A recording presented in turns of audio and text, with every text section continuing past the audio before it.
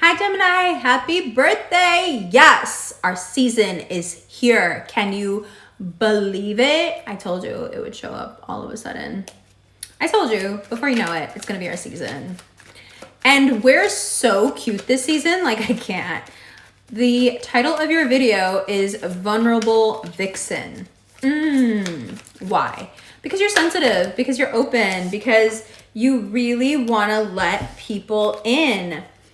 We have here the Hierophant, the Moon, the Knight of Cups, and the Two of Cups. You know it. So why are you so open? Well, first of all, because in Taurus season, you had so many things happen that opened you up. You had so many different realizations, so many little happenstance moments where you're like, okay, I'm feeling things. Okay, I feel so much more open. Okay, what's going on? I don't get it. I'm not usually like this. And then the lunar eclipse in just a few days from now on the 26th of May, you're like, okay, now I feel even more exposed, even more vulnerable. But in a way, it's great because I feel so loving and people are being so loving towards me. People want to make connections with me. I want to connect with others. Your heart is just so open. Your heart is as open as the world, you know, and which for a lot of you, a lot of us, is like a complete rebirth. Like, when have we ever been this open? Even now, at the end of Taurus season, well, today's the first day of Gemini season. Even just in Taurus season, as soon as it began, you may have been feeling this like overhaul where your astute, intellectual, kind of cold approach to the world was replaced with all these feelings. And, you know, you find yourself crying and you find yourself overwhelmed and you find yourself thinking about the past, but you're not thinking about it like you usually do. You're thinking with your feelings and, what's going on? It's all really, really good. It's all super, super good. And of course, you know, Mercury retrograde has a lot to do with it because Mercury retrograde, it's like your heart takes over your mind, basically, right? And because Mercury is retrograde in our sign, it's going to hit us the hardest, and it's going to take us into this place where we're reevaluating our past, but through the lens of our heart. And that's going to bring up a lot of feels. And of course, it's going to leave us really open to a lot of people and a lot of feelings. So just prepare yourself. Now, as I said in the All Signs video, you can't use your superpower. Seven of Pentacles in reverse. You can't plant seeds the way you usually do because you can't communicate the way you usually do. So what should you do? You need to listen to yourself. The seeds you've been wanting to plant are not the seeds you want to plant anymore. So it's a good thing that you can't plant any seeds right now. What you used to find attractive, what you used to love, what you used to work for, what you wanted, what you were willing to take a risk for, it's all changing. So it's a good thing that you can't talk about it right now. Allow these changes to settle. A lot of times before we can even process something, we're talking about it and we'll say, well, I'm doing this because this is how I process, or I think out loud. But this is not the time to think out loud. This time you actually have to do the hard work of using this, but you're really using this. And as much as it may seem like a mistake, it's the best thing for you, because although this is very powerful and we know this and this is who we are all the time and we love it, never underestimate the power of a pure heart. You can do it. I know it's scary, but you can do it. Now, around the 20th, actually on the 20th, Jupiter goes retrograde, and this sword, this Ace of Swords, this Queen of Swords comes in real handy because as the Jupiter retrograde begins, Mercury retrograde, even the shadow, and I can't speak. Mercury retrograde gives you the insight. Jupiter retrograde says, this isn't working, I'm walking away. Whatever it is. It's not working. I don't need it. At the solar eclipse, right at the beginning, of the month, you are your top priority, and you should remain your top priority all through your season. It's only right. Actually, if you ask me, you should be your top priority always. How can you properly love or take care of anyone if you're not your top priority? This weird trope that we have to love other people more than ourselves. Codependency. A new you. Something just snaps. And you're like, yeah, this new is based on what I bring to myself and what you bring to me. Don't come to me with this. Like, this is not enough. And some shady people are going to try to get back into your life. I'm just telling you that now. They've been plotting on it. They are so ready to come into your life and wreak havoc because they know that your superpower is not working right now. Do not let them in. As soon as Jupiter retrograde begins on the 20th, all the shady people got to go. Even if you entertain them until the 20th, on the 20th, they got to go.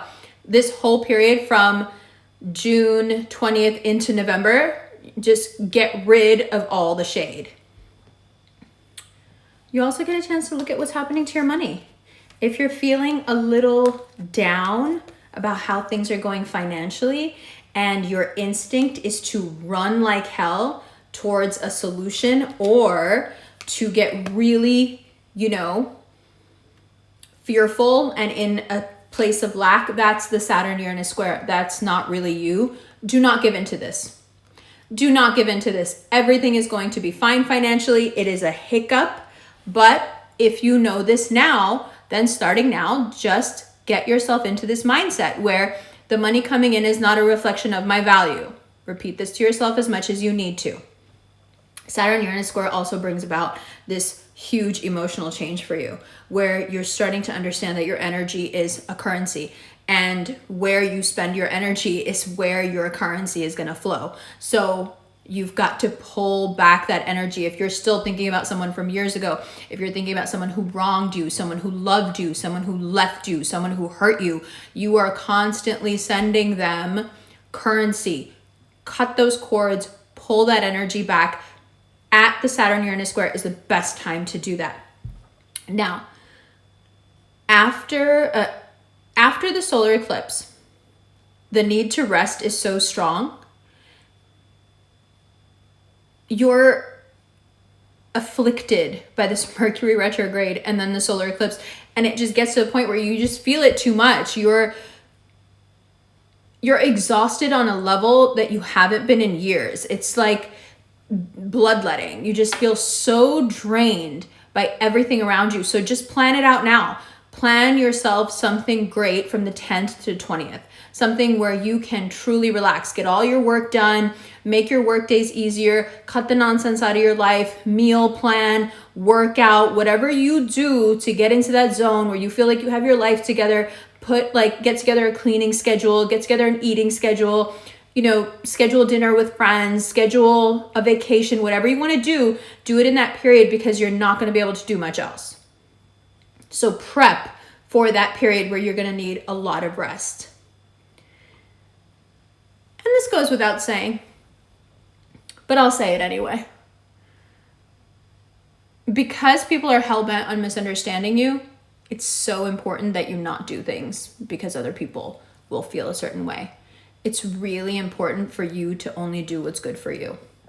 I know we have this reputation that, we only care about ourselves and we always only do for ourselves. But you and I know that's not true.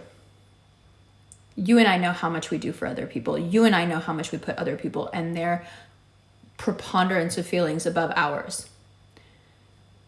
Now, in June, I want you to be what they always accuse you of being. They think you only care about you, right? Only care about you. I mean, one, they're going to think it anyway. And two, right now you really need to. And because they're going to criticize you for it, regardless of if you do it or not, do it. I mean, I'm that person. Like, if you accuse me of doing something wrong and I didn't do it, I'm probably going to go do it because you've already decided that I'm the type of person who would do that. So,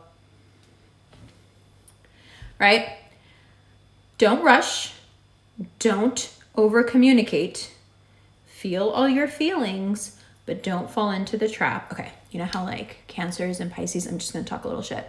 You know how Cancers and Pisces are always like trying to tell other people everything they know and being like know-it-alls with their feelings? Yeah, it's because they feel everything.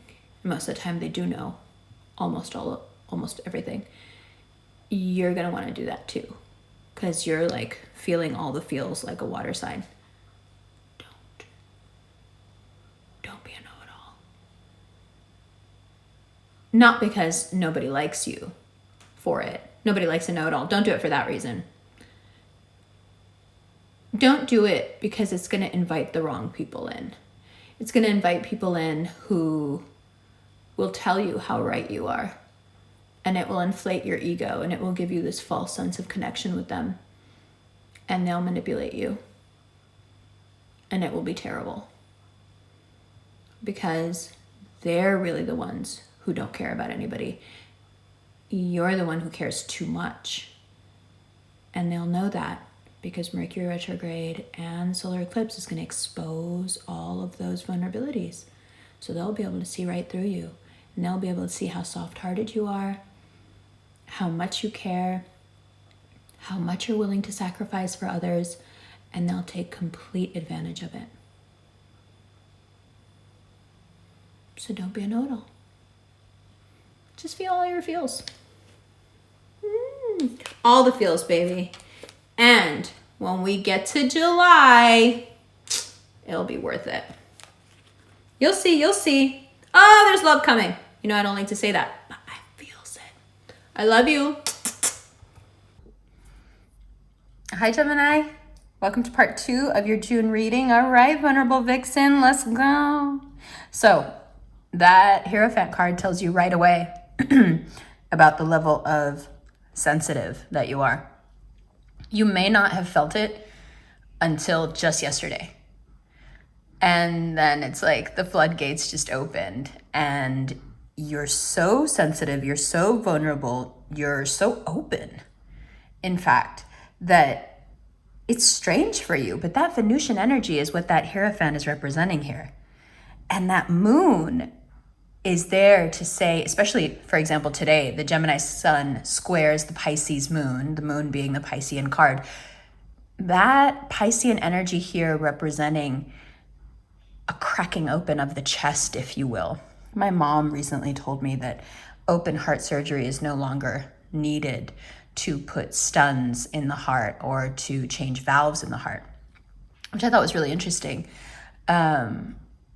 Because it is such an extreme procedure, you know, cracking the ribs open to get to the heart. But you may feel that way because the moon is shedding light on that which you would always rather keep in the dark. And let's be real, what you would always rather keep in the dark is how you feel. Now, most times, and I can attest to this myself, most times we don't know how we feel. We have to have a very observant friend or partner or loved one or family member or child or even a pet who can read us and kind of relay back to us how we must be feeling, because our actions belie our feelings, but we generally don't know why we're behaving the way we are. Someone a bit more astute and observant than us can say, I think you're feeling something. Well, that is not the case in June. Your heart takes over your brain and you are well aware. That's what that moon card is about. It's not like it always is, because we do have a lot of feelings. We just aren't in touch with them. We don't know why we behave the way we behave, and then our behavior gives us away. Not now. Now you know. Your heart takes over your mind and your heart begins to act as your mind. Okay? It's actually a lot of interesting research on the heart as the mind. I would suggest you look into that. One of the people that I find to be the most compelling in that particular arena is Greg Braden. He's fantastic. Now, from the 29th from May 29th to June 22nd, you have this Mercury retrograde happening in Gemini. And for you, that Knight of Cups and that Two of Cups, along with the World, is perfectly accurate for that Mercury retrograde period and what it means for you. There is something coming into your life, a connection. For most of you, it's a romantic connection that feels like it's the continuation of something from a long time ago, a wish you made a long time ago, a list you made a long time ago, something that you yearned for perhaps as a child, right? When you were just going through puberty and you thought, this is what love looks like, or this is what it's supposed to be like. It's that kind of love. It's that kind of connection. It's that kind of opportunity. And even if it is a work opportunity that then leads later to a love opportunity, this Mercury retrograde focus is on love, romance, and the way it can expand your horizons in regards to everything else, not just love. Here, love works as a catalyst for all other things, but the reverse is also true. All other blessings that come into your life now during this retrograde period put you on that road to love. Okay? But the Mercury retrograde is also a place where you can trip up because, as you know, your ability to articulate is somewhat hampered.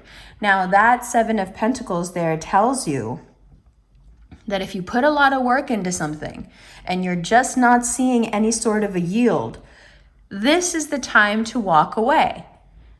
As someone who is a former securities trader, I was a securities trader after I got kicked out of college. That's a longer story.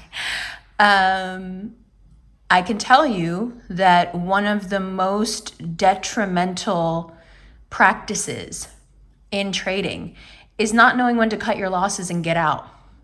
People become so stubbornly attached to their own ego and the choices that they made that are then reinforced by the ego. Well, if we sell at a loss, doesn't that mean that I was wrong and I made a mistake? No, it means that you see the trend of the market and you want to get out before you lose more. But as I've often said, the market is very emotional, as are people. So this ability to know when to cut your losses and keep your ego in check is paramount. And here, it's the same. Whatever you've invested in, whatever you've put a lot into, whomever you've put a lot into, whatever endeavor you strived for, if you're not seeing the yield by the first week and a half of June, let it go. Walk away from the person, the relationship, the job, the project, whatever it is, just walk away. Because the truth is, by the second week of June, you either know that it's going to work or you don't.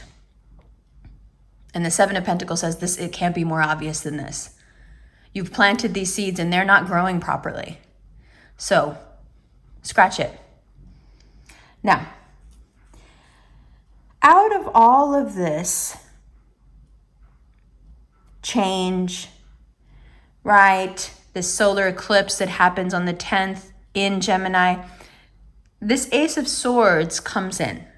It's a new you that has been built not by choice, but by circumstance and how you reacted to circumstance. Luckily, we have reacted very well to our circumstances. Luckily, we are extremely adaptable and inventive, and in most cases, ingenious. We know how to take any situation and turn it into something that will benefit us, that will show us a good time, and that will enliven our spirit. There are many people out there who know how to adapt, but they adapt to the lowest common denominator. They adapt to the version that will get them by. That's just not the Gemini spirit. We don't want to just get by. We want to thrive. And so to say that we adapt is not enough. We are ingenious. And that Ace of Swords here is that mark, again, around the second week of June, where you feel yourself becoming a new person because of what you've been through and the way that you've been able to mold yourself around these experiences without losing your joie de vivre, without losing your spirit, without losing your fun. So, Eight of Pentacles says, start investing in something new now. Right? Something has snapped in you, something is different in you. Now we begin the work again. Didn't work out, huh? Cool. Now we begin the work again. Nothing personal, right? We can't get stuck here. Don't get stuck in the, it didn't work, now what? Now nothing, now we move on. You got to keep it moving. You have to. And even though it's really hard to get your point across during this retrograde, it doesn't affect how well you can work. Put your head down and get to work. That Scorpio energy is telling you that this new mind, this thing that snapped in you, that you start implementing right away in every arena of your life, this is what brings about this huge Phoenix moment. To get that card in your birthday reading, in your season, is such a blessing, because it means that once again we shed our skin and we become new again. And who do we become?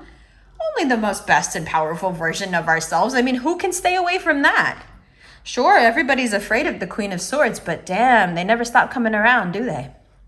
For a lot of them, it's a big risk. They're willing to take it. For a lot of them, it means falling to their death. They don't care. That should give you enough of an indication of how attractive you are, how attractive this new person is. So you see how things get blocked up if we can't deal with the fact that some things don't work out and we don't adapt.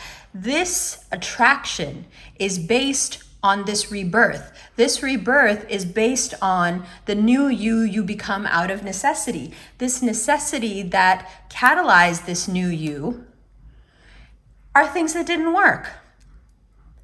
So out of every sign, you are actually the sign that deals the best and actually needs things to not work, so you can become better and your life can get better and better and better. There is no real difference between everyone and Geminis except that we are the intellectuals. I think I've told you this before, but I'll tell you again.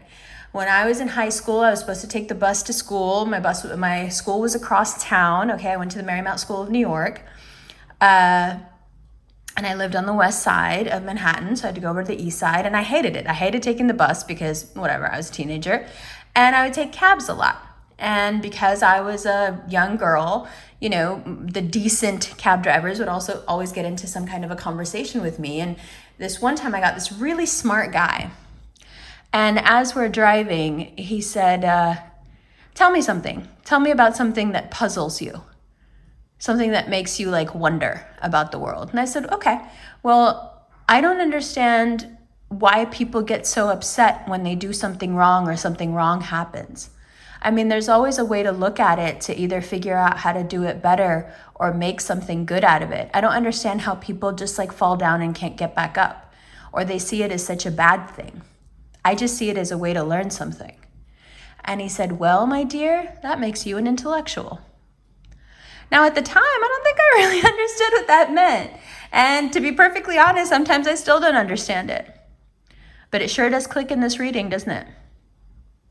We are, for better or for worse, no matter how ditzy or unreliable or changeable people may like to think we are, it's because they just don't understand what an intellectual is. It's someone who knows enough that they don't know enough.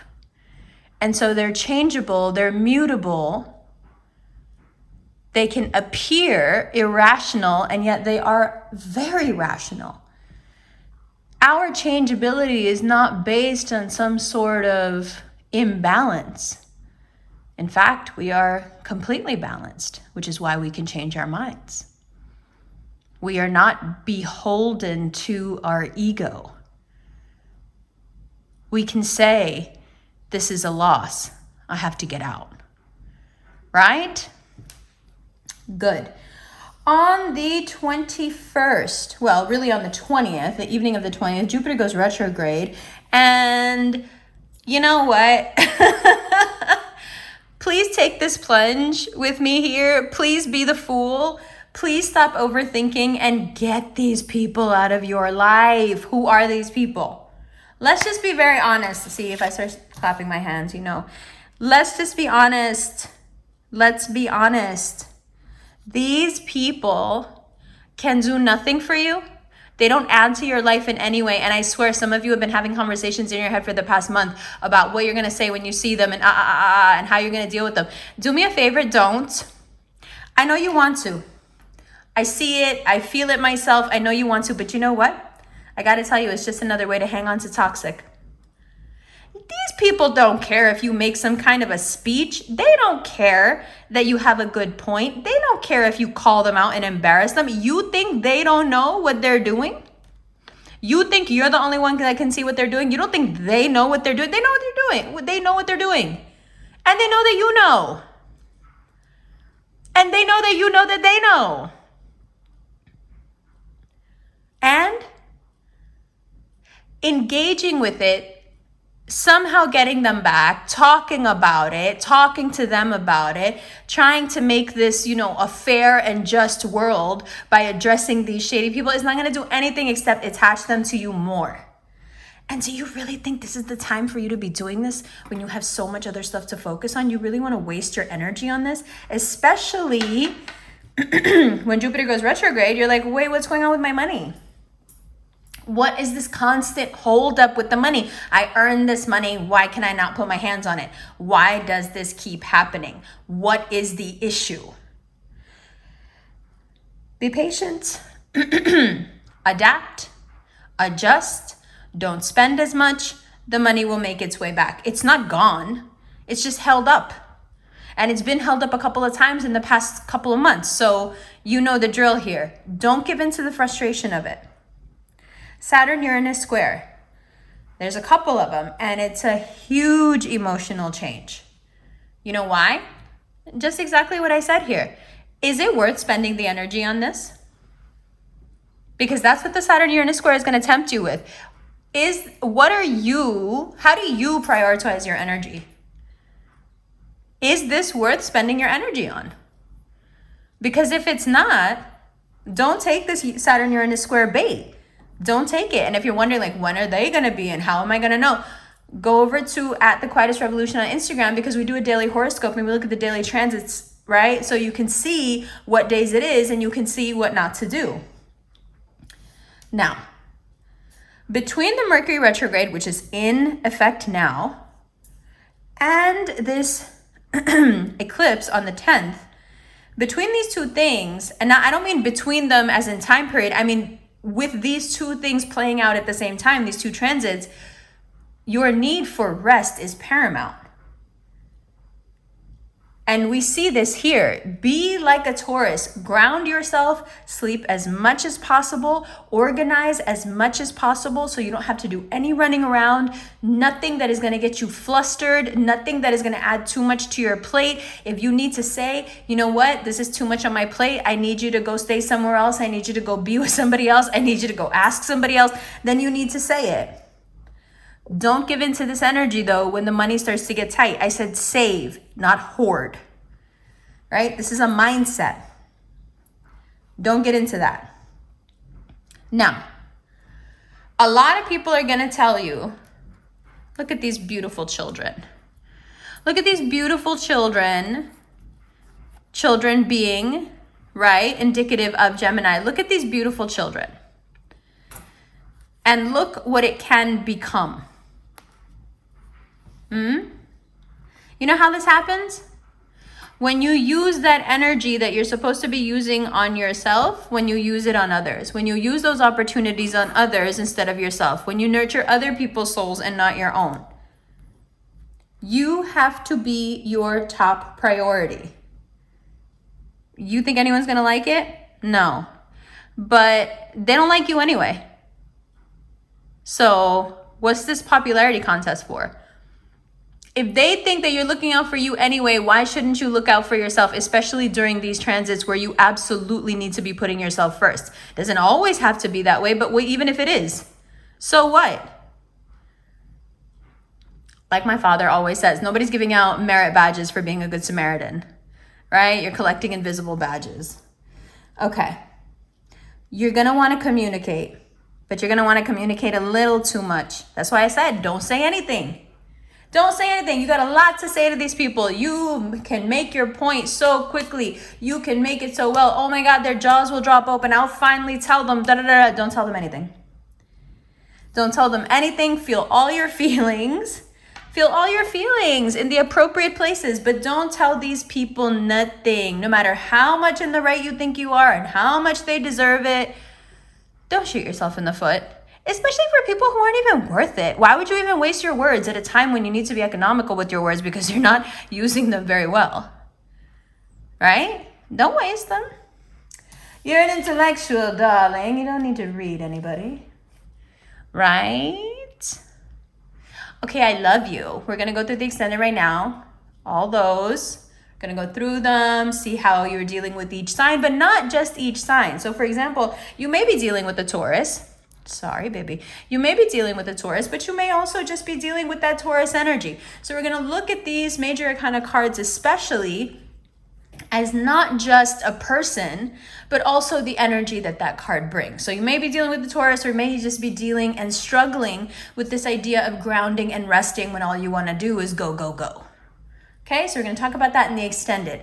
Now this video, the first part that you are seeing today, was available on Patreon on May 20th.